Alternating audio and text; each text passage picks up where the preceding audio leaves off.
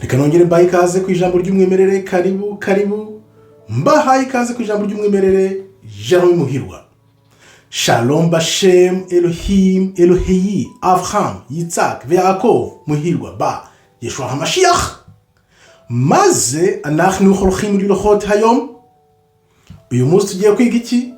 Uyu munsi tugiye kureba ibyerekeye roho, umubiri n'ubugingo iyo wishyize mu Mana. Hari igihe rimwe na rimwe ushaka kwibaza ibibazo byinshi cyane ku byerekeye Imana, ku byerekeye ubuzima, ubugingo buzaza, ariko noneho ugahita wibuka ko ibintu byose twabeshywe, ibyo twabwiye byose twabeshywe ari ibinyoma, ugahita utuza. Ushobora kwibaza uti Mana kuki ndi hano? Ese iyo mvuye hano njya hehe? Mana kuki utuma haba imiruho ku isi? Ibibazo nk'ibyo byinshi cyane ibibazo wakwibaza, ushobora nawe kubyandikamo ibibazo ushobora kwibaza, ariko noneho wakwibuka yuko Imana ari izatwereka ukuri tugiye kubona mu isi iza, ugahita utuza. Muri ibyo bintu reka turebe. Hari igihe rimwe na rimwe abantu bashaka kwica umubiri, kwica umuntu, ibyo bita character assassination. Ufite umubiri hano, ukagira ubugingo, ukagira na roho. Abantu rero iyo bakuvuga nabi ntabwo baba bazi ko urimo ibice bitatu. Kenshi na kenshi umubiri niwe baba bareba kuko badashobora kugira access ku roho yawe.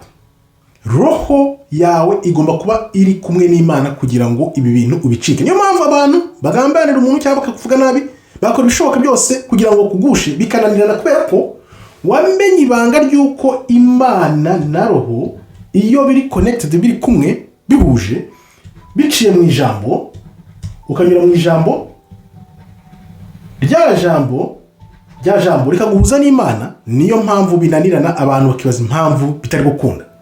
Wibuke ijambo ry'Imana ratubwira ngo ntuzatinye uzica umubiri, ahubwo uzatinye uzica umubiri n'ubugingo.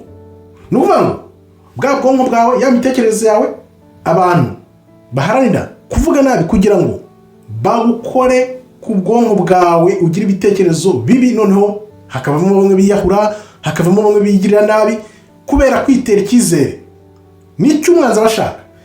Bwa bwonko bwawe rero wikwemerera abantu ko bakubwira cyangwa se amateshwa bavuga yose ntukayiteho, kuko wamenye Imana, wamenye ijambo. Ufite amarangamutima niyo bazamukiraho, noneho bagukora ku bwonko, bagukora ku marangamutima, noneho ugahita ugira ya mahitamo rero yo kwemera ibyo bavuze cyangwa ukabyumva, nibyo bigusha benshi, ukabona abantu bitereye icyizere. Kubera iki? Kubera yuko batamenye yuko batari uyu mubiri. Ntabwo turi uyu mubiri, turi roho, kandi roho ntipfa. Ni ukuvuga ngo umuntu aba afite umubiri, akagira ubugingo, akagira na roho.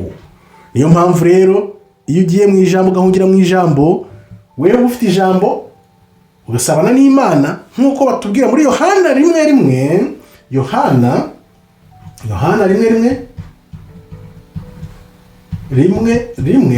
batubwira ko jambo yahoranye n'Imana, jambo yari Imana, kandi jambo yabaye igihe cyose ari we jambo nyine, Kristo ariryo rya jambo ryanditse. Tugomba kwihuza naryo kugira ngo tubeho uko Imana yatugeneye, atari uko abantu bagutekereza. Ni ukuvuga ngo iyo wemeye ibyo abantu bavuga bigakora ku bugingo bwawe, nibwo bakurangiza. Ariko iyo wamenye Imana, ukamenya ijambo ry'Imana, nibwo ugira ubugingo bushya, ukaba mushya. Nakubwira nti rero, we muntu wumva unyotewe kumenya ukuri, jya mu ijambo ry'Imana. Ariyo mpamvu nkubaza ufite imyaka igahe? 20, 30, 40, 80, yewe se n'ijana, wari wafata umwaka n'uyu n'umwe ngo usome ijambo ry'Imana koko wumve ko ugomba gusoma ijambo ry'Imana? Soma ijambo ry'Imana, niryo rizagukiza ibi byose. Nakubwira nti rero, akira agakiza, kandi noneho ugirirwe ubuntu bw'Imana. Ntiwumve umerewe neza gusa, ahubwo ube umwiza mu ijambo ry'Imana. Nkambashimira abo twabanye, komeze mwiyandikishe kandi horaye kugira ngo ubutumwa bugere ku bantu benshi cyane. Nkabwira ni shalom, toda aba tov meyod.